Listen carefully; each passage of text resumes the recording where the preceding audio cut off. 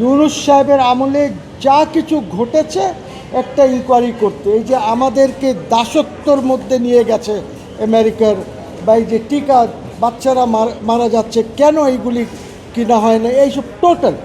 আমরা কিন্তু কোনো টিওআর বলি নাই যে এই এই এই এই জিনিস ইনকোয়ারি করবেন, প্রেয়ারে নাই।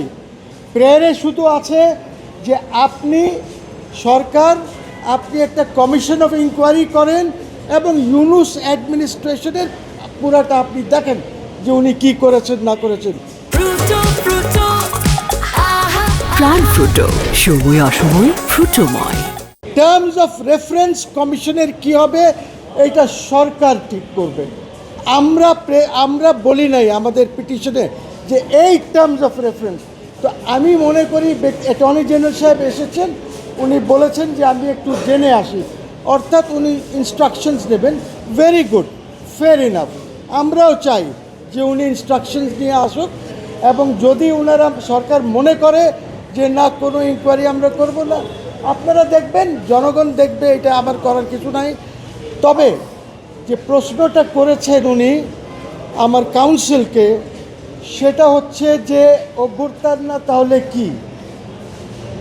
এই প্রশ্নের উত্তরে আমি বলছি যে যদি আর্মি ওনাকে না সরাতো, ওনাকে এখান থেকে না নিয়ে যেত, তাহলে বলতাম যে জনগণ সরিয়েছে।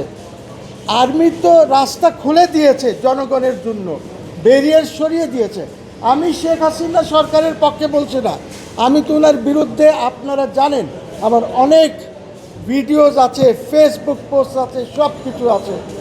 আমি আন্দোলন করেছি, আমি সব কিছু করেছি, আমার বিরুদ্ধে মামলা হয়েছে, ওইটা না। আমি সাপোর্ট করতে চাই যে আগামীতে যেন এরকম কিছু না হয়, এবং এই ইনকোয়ারি কমিশন যেটা আছে এই সরকারই ঠিক করুক কী কী ইনকোয়ারি করবে, টার্মস অফ রেফারেন্স কী হবে।